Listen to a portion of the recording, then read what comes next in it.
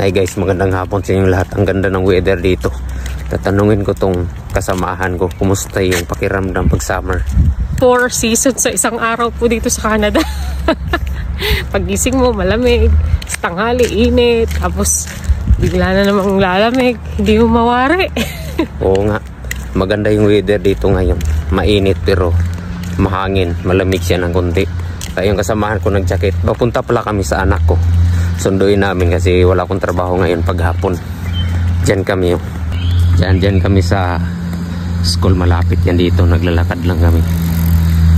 Yan oh, ting pauli na. Ganito yung sitwasyon dito pag maaraw. Ang ganda.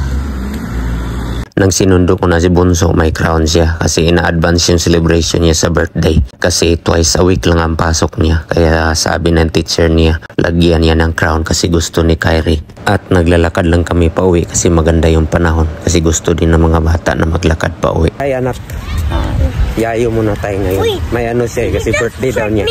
What? You just tricked me.